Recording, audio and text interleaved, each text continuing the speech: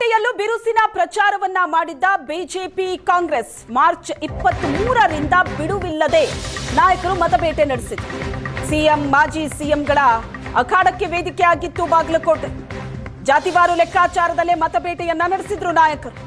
ಇವತ್ತು ಸಂಜೆ 5 ಗಂಟೆಗೆ ಕೊನೆಯಾಗತ್ತೆ ಬಹಿರಂಗ ಪ್ರಚಾರ. ಬಾಗಲಕೋಟೆಯಲ್ಲಿ 2 ದಿನ ಬಿಎಸ್ವೈ, 4 ದಿನ ವಿಜೇಂದ್ರ ಪ್ರಚಾರ ಮಾಡಿದ್ದಾರೆ. ಬಾಗಲಕೋಟೆಯಲ್ಲಿ 2 ದಿನ ಬಿಎಸ್ ಯಡಿಯೂರಪ್ಪ ಅವರು ಪ್ರಚಾರ ಮಾಡಿದ್ರೆ 4 ದಿನ ವಿಜೇಂದ್ರ ಅವರು ಪ್ರಚಾರ ಮಾಡಿದ್ದಾರೆ. ಉಮೇಶ್ ಮೇಟಿ ಪರ ಸಿಎಂ ಸೇರಿ ಹಲವರು ಪ್ರಚಾರ ಮಾಡಿದ್ದಾರೆ. 3 ಬಾರಿ ಬಾಗಲಕೋಟೆಯಲ್ಲಿ ಸಿದ್ದರಾಮಯ್ಯನವರು ಪ್ರಚಾರ ಮಾಡಿದ್ದಾರೆ.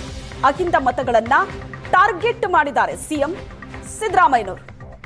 ಅಹಿಂದ ಮತಗಳು ಕೂಡ ನಿರ್ಣಾಯಕವಾಗಿದೆ ಕ್ಷೇತ್ರದಲ್ಲಿ. ಈ ಮತವನ್ನೇ ಟಾರ್ಗೆಟ್ ಮಾಡಿ ಸಿದ್ದರಾಮಯ್ಯನವರು ಬಾಗಲಕೋಟೆ ಕ್ಷೇತ್ರದಲ್ಲಿ 3 ಬಾರಿ ಪ್ರಚಾರ ಮಾಡಿದ್ದಾರೆ.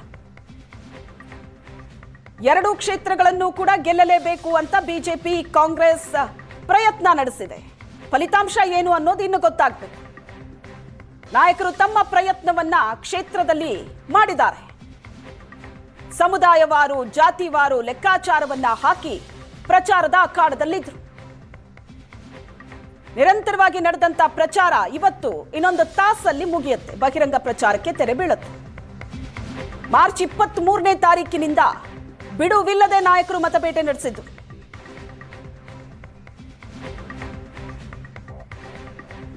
ಈ ಬಗ್ಗೆ ಹೆಚ್ಚಿನ ಡೀಟೇಲ್ಸ್ ಅನ್ನ ಕೊಡ್ತಾರೆ ನಮ್ಮ ಪ್ರತಿನಿಧಿ ಮಲ್ಲಿಕಾರ್ಜುನ್ ಸಂಪರ್ಕದಲ್ಲಿದ್ದಾರೆ. ಬಾಗಲಕೋಟೆಯಲ್ಲಿ ಏನೇನಾಗ್ತಾ ಇದೆ ಅನ್ನೋದ್ರ ಬಗ್ಗೆ ಡೀಟೇಲ್ಸ್ ಅನ್ನ ಕೊಡ್ತಾರೆ.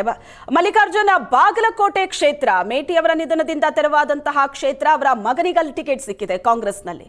ಇನ್ನು ಬಿಜೆಪಿ ಕೂಡ ಆ ಕ್ಷೇತ್ರವನ್ನ ತನ್ನ ವಶ ಮಾಡ್ಕೋಬೇಕು ಅಂತ ಶತಪ್ರಯತ್ನ ನಡೆಸಿದೆ. ಇಷ್ಟೂ ದಿನಗಳ ಕಾಲ ನಡೆದಂತಹ ಪ್ರಚಾರ ಈಗ ಕೊನೆ ಹಂತದ ಪ್ರಚಾರದಲ್ಲಿ ಏನೆಲ್ಲ ಆಗ್ತಾ ಇದೆ?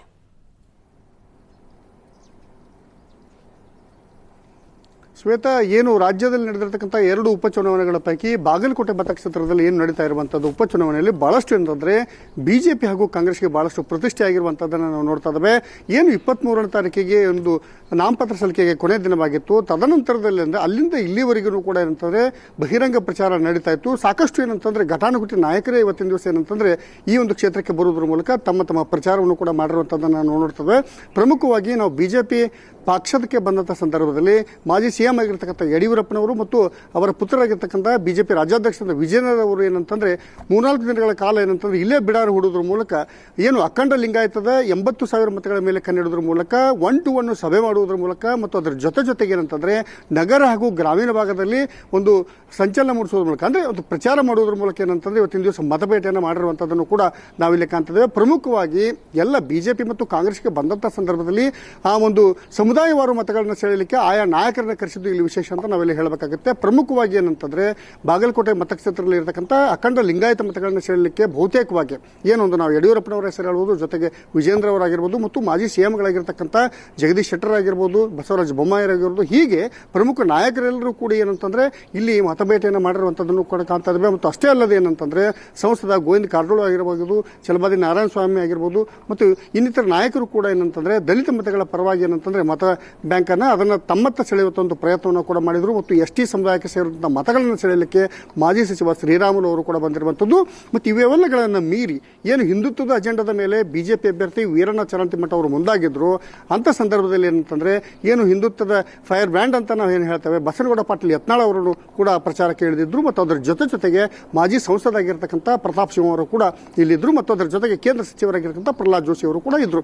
ಹೀಗಾಗಿ ಎಲ್ಲೋ ಒಂದು ಕಡೆ ಹಿಂದುತ್ವದ ಮತಗಳನ್ನು ಸೆಳೆಯಲಿಕ್ಕೆ ಏನಂತಂದ್ರೆ ಪ್ರತಾಪ್ ಸಿಂಹ ಅವರು ಮತ್ತು ಯತ್ನಾಳ್ ಅವರು ಕೂಡ ಬಹಳಷ್ಟು ಪ್ರಯತ್ನ ಪಡುವುದರ ಮೂಲಕ ಇವತ್ತಿನ ದಿವಸ ಮತ್ತು ನಗರ ಹಾಗೂ ಗ್ರಾಮೀಣ ಭಾಗದಲ್ಲಿ ಏನಂತಂದ್ರೆ ಪ್ರಚಾರವನ್ನು ಕೂಡ ಮಾಡಿರುವಂತದ್ದನ್ನು ಕೂಡ ನಾವಿಲ್ಲಿ ಕಾಣ್ತದೆ. ಇದು ಏನಂತಂದ್ರೆ ಸಂಪೂರ್ಣವಾಗಿ ಒಂದು ಬಿಜೆಪಿಗೆ ಸಂಬಂಧಪಟ್ಟಂತ ಒಂದು ಅಜೆಂಡಾದ ಮತ್ತು ಅದು ಇಲ್ಲಿವರೆಗೂ ಕೂಡ ಬಹಿರಂಗ ಪ್ರಚಾರದ ಒಂದು ರೀತಿಯನ್ನು ನೋಡಿದ ಸಂದರ್ಭದಲ್ಲಿ ಇನ್ನು ಕಾಂಗ್ರೆಸ್ಗೆ ಬಂದಂತಹ ಸಂದರ್ಭದಲ್ಲಿ ಏನು ಸಿಎಂ ಸಿದ್ದರಾಮಯ್ಯನವರ ಪರಮಾಪ್ತರಾಗಿರ್ತಕ್ಕಂಥ ಎಚ್.ವೈ. ಮೇಟಿ ಅವರೇನು ನಿಧನರಾಗಿದ್ರು, ಅವರಿಂದ ತೆರವಾಗಿರ್ತಕ್ಕಂಥ ಸ್ಥಾನವನ್ನು ಮತ್ತೆ ತಮ್ಮ ಕಾಂಗ್ರೆಸ್ ತೆಕ್ಕೆಗೆ ಪಡೆಯಲೇಬೇಕನ್ನುವಂಥ ಹಠಕ್ಕೆ ಬಿದ್ದಿರತಕ್ಕಂಥ ಸಿಎಂ ಸಿದ್ದರಾಮಯ್ಯ ಅವರು 5-6 ದಿನಗಳ ಕಾಲ ಏನಂತಂದ್ರೆ ಇಲ್ಲೇ ಬಿಡಾರ ಹುಟ್ಟಿರುವಂತದ್ದು. ಅಂದ್ರೆ 3 ಬಾರಿ ಏನಂತಂದ್ರೆ ಬಾಗಲಕೋಟೆ ಮತಕ್ಷೇತ್ರಕ್ಕೆ ಬಂದಿರುವಂತದ್ದು. ಬರೋದ್ರ ಜೊತೆಗೆ ಏನಂತಂದ್ರೆ ಸಮುದಾಯವಾರು ಸಭೆಗಳನ್ನ ಮಾಡಿದ್ರು.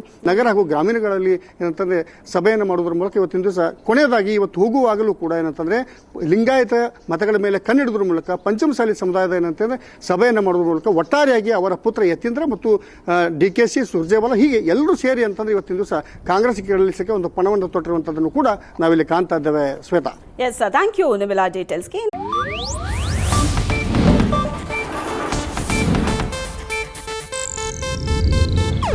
ಇದು ಏಷ್ಯಾನೆಟ್ ನ್ಯೂಸ್ ನೆಟ್ವರ್ಕ್ ಪ್ರಸ್ತುತಿ.